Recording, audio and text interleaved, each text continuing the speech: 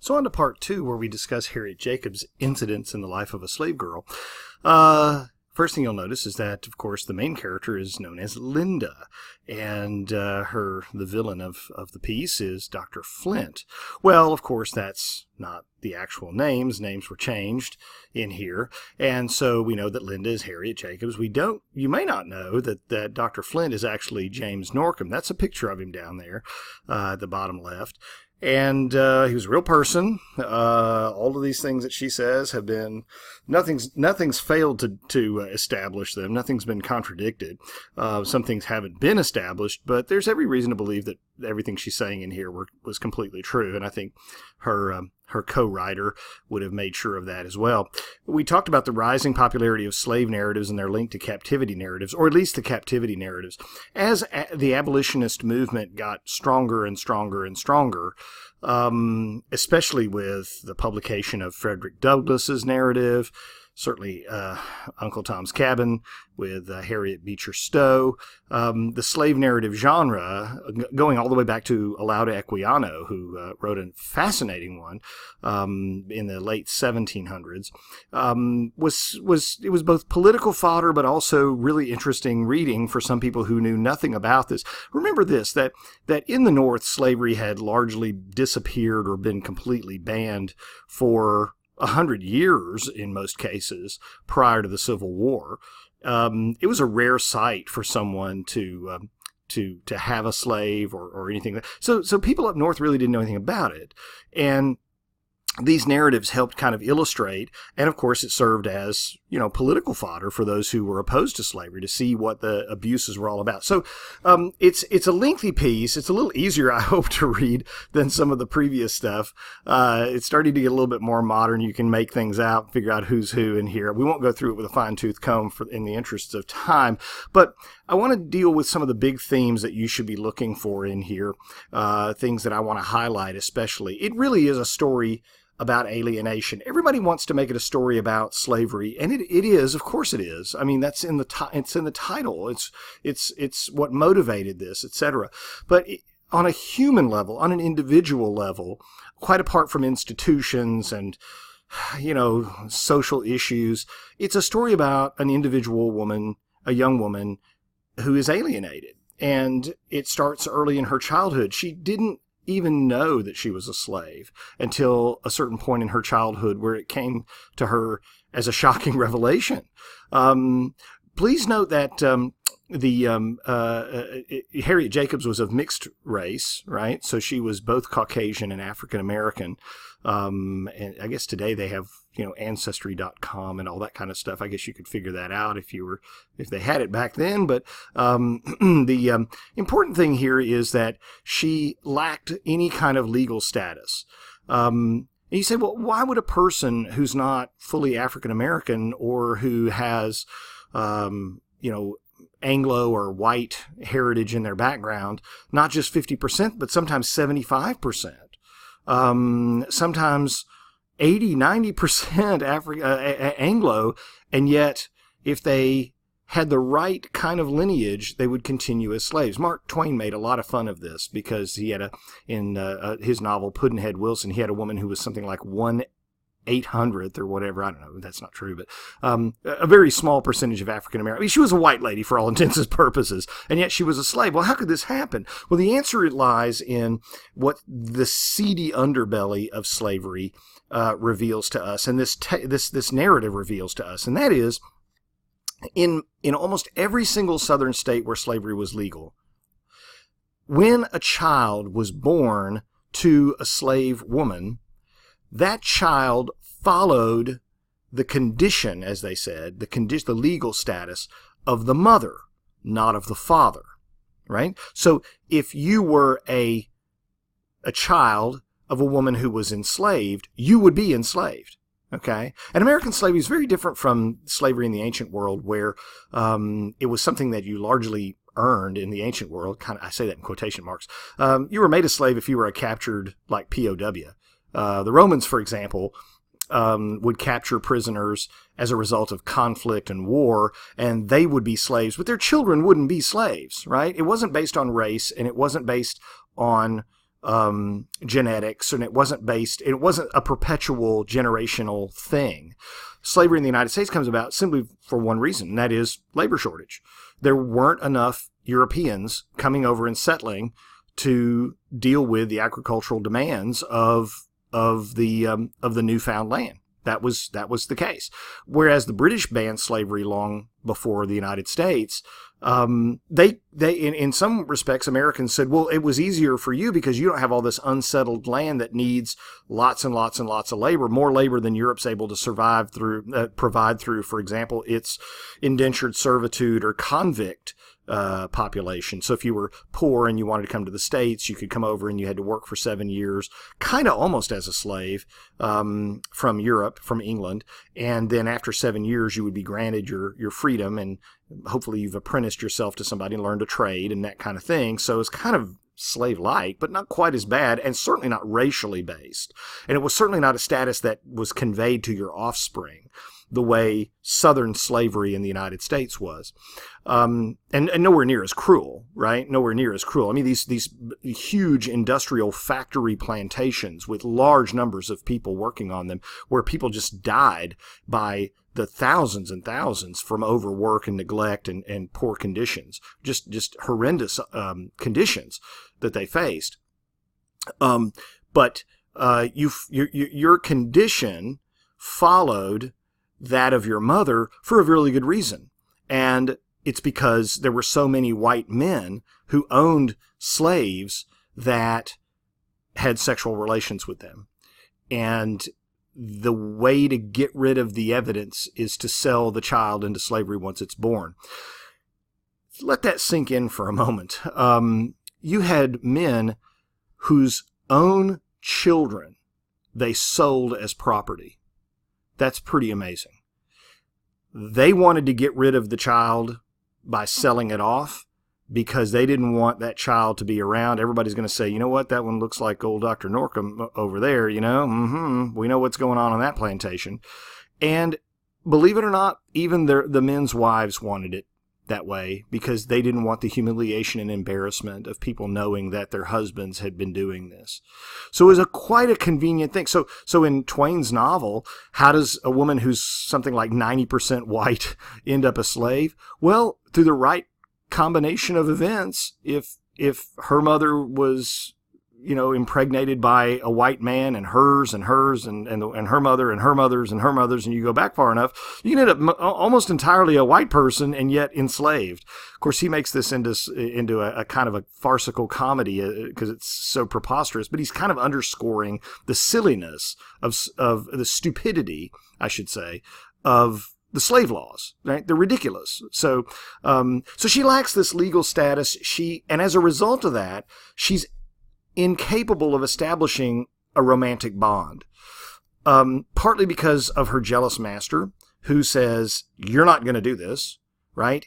She ends up running away, as you know, from looking at the text and examining the text, and hiding for some time, and eventually she does escape with the help of other people. Mostly abolitionists from the North, to solidify that escape.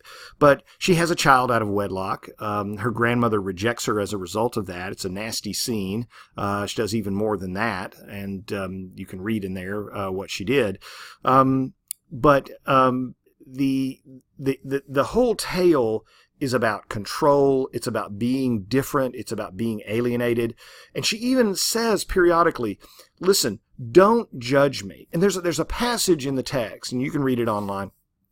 She knew that the majority of the readers of this text were going to be white women, probably up north. There aren't very many white women in the South who were going to read a sympathetic story that's anti-slavery. Okay, they just weren't. So it was going to be white women up north who really had never maybe even met somebody who was enslaved or formerly enslaved. They knew what they had heard. They knew what they read in the papers, but that was it. So they would read this because they really didn't see this on a daily basis. They didn't know the abuses. And when she reveals to her very Victorian, conservative, we might even say prudish, female readership that she had had a child out of wedlock and that this was a result of her rushing into the arms of a man that she loved, but mostly also to try to escape the attention of Dr. Flint. She has to spend a considerable period of time sort of laying the groundwork for that, basically saying to the reader, don't judge me harshly. It's easier for you ladies up north, white ladies, to defend your virtue. You have laws that protect your virtue. You have laws that allow you to choose who you want to marry. I don't have any of those legal protections. I have none of them. I don't get to choose who I marry under slavery. I have to disobey and rebel and escape to have my choice of who I want to marry. I don't have the protection that you do. If I'm assaulted, no one's going to arrest the perpetrator. No one's going to believe me. So don't judge me too harshly. The idea that in this day and age, particularly, that someone would have to say, I had a child out of wedlock and these were the harsh circumstances. Even today, for us to say, gosh, that would just be a terrible thing but the idea that she had to go out of her way to say, please don't judge me, don't shame me, basically, and don't reject me because of that. Because the Victorian sensibility among these upper class white readers would have been any woman who lowers herself to doing something like that is beneath contempt. But she has to break through that and say, no. Yes, if it's someone of your class and your race and your stature and where you are, but in my position, it's all the alternative I had. And so you need to not let your prejudices in that moral prejudices stand in the way and judge me too harshly. That's a really big thing because this is the mid 19th century, and those ideas are very set at the time. Now, what was the purpose behind the work? Well, number one, to arouse curiosity, of course. We wanted we want to, when we write our own autobiography, is to get people interested in us, and to tell an interesting story. And certainly was a story that the average reader would not have had any familiarity with whatsoever. The danger involved, the escape, the harshness of that, the very idea that the woman involved here had no protection under the law would have been shocking to the readership. Also, to create publicity, she went on a speaking tour. That was absolutely necessary because when Frederick Douglass wrote his narrative, everybody said, this is all a pack of lies. They just put this black guy up here to put his face on this, and some white person wrote it because no black guy can write that well. No way. So they had to put him out on the speaking circuit to prove, oh no, he's a self-educated man. He knows, and he can speak. So he was both a witness and a testimony to the fact that, and he was more educated than most of his audience. And so when you walked away from a Frederick Douglass address or speech or lecture, you walked out of there saying, okay, number one, there's no doubt that he wrote this. Number two, slavery is a horrible thing because somebody this smart should not be enslaved. They just shouldn't have to go through this. Man is a brilliant man, and it's a miracle that he escaped this. And so the same thing was at play with Harriet Jacobs. They had to put her on the lecture circuit and promote her career. She had no career. Think about that. She had no way of supporting herself. She was enslaved. You escape. What do you do for a living? Well, I guess you can become a housemaid or something like that. But they really felt that she was more suited to sort of sharing that experience and doing those things. And so the result of that is a book that necessarily had to be sort of co-written so that it could be easily read, interesting. No doubt her co-author helped make it more dramatic in some respects, but I don't think that necessarily detracts from it. But the most important thing that I want you to carry away from this work, and you can read all through the different passages and the ins and outs and the intrigues and things of this nature that she experiences, is this is super important. Like Uncle Tom's Cabin, but even more so with this text. Prior to the Civil War, there had been a great deal of controversy about slavery, of course, right? People down south mostly wanted to keep the institution, of course. A lot of people up north were against the institution of slavery, but a bunch of those people up north basically said, look, this is not our issue. This is none of our business. If the people down, Hawthorne was this way. It's kind of sad, but Hawthorne was this way. He says, look, if they all want to go to hell, let them go to hell. I don't care. If they want to secede, let them secede. Get rid of them. Good riddance. Let's just distance ourselves from this horrible sin of slavery the best we can. It's not worth going to war for. Let them learn the hard way that this is a horrible way to structure a society. So there were a bunch of people up north who really just were kind of, I won't say indifferent, but they certainly thought of, look, slavery's bad, I'm against it, but what can you do? And it was the abolitionists who were constantly trying to appeal to the moral conscience and the political conscience of their indifferent friends and neighbors in the North and in the border states. Early on, it was largely a political issue. In the 1850s, it was clear that the political issue was never going to be solved. So, for example, there was the Kansas-Nebraska Act. There was the Great Compromise, for example. And that led to bloody Kansas. The issue was that the South needed slavery to extend all the way to the Pacific Ocean. They wanted a complete, absolute 50-50 balance between northern states and southern slaveholding states in both houses of Congress. As the West was going to be settled, the great controversy was, how is it going to be settled? Are we going to continue to have slave states? They didn't realize it, but geography simply wasn't going to allow it. I mean, you're not going to have plantations in the Rocky Mountains. Let's face facts. They were doomed to begin with. They just didn't want to give in. So there was no legislative compromise that worked. Nothing worked legislatively. They tried and tried and tried, but nothing worked. The Dred Scott decision made it clear that there would be no Supreme Court solution to this. Dred Scott sues, goes all the way to the Supreme Court. At the end, the Supreme Court, dominated by justices that were from slaveholding states. Chief Justice Taney, in his famous Dred Scott decision line, said, "A black man has no rights that a white man is bound to respect." And that was the end of that. So the legislative branch wasn't going to solve it. The judicial branch wasn't going to solve it. That left it up to the executive branch. And when Lincoln is elected in 1860 and takes office in 1861, even before he takes office, the southern states realize that the writing's on the wall and that this president is going to do something about it.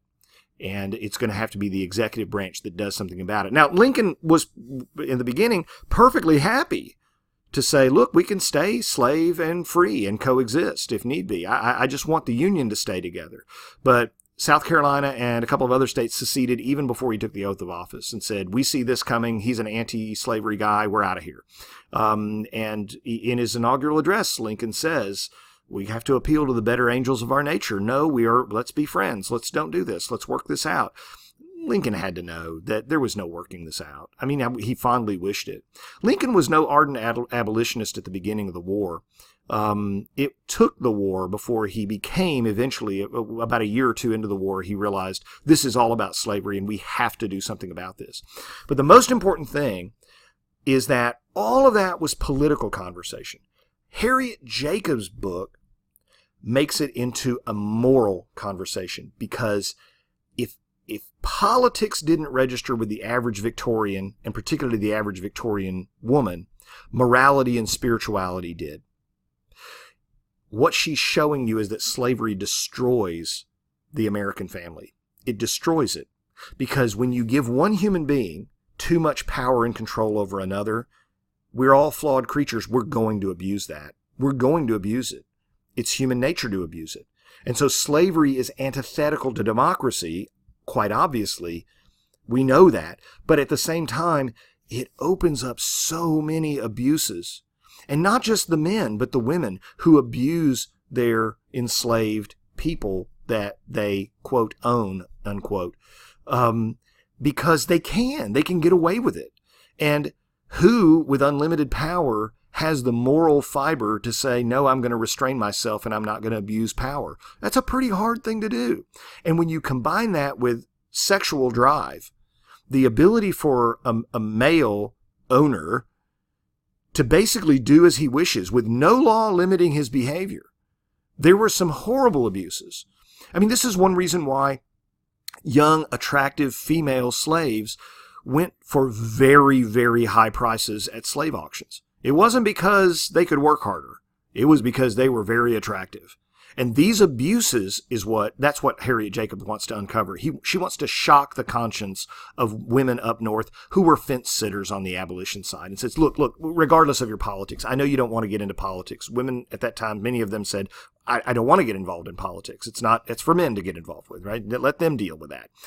But what she says is, even if you don't believe that way, you must understand that slavery is destroying like a corrosive acid the American family. And that Victorian women cared deeply about. More than almost anything else is the family, the family, the family. Almost a cult of the family.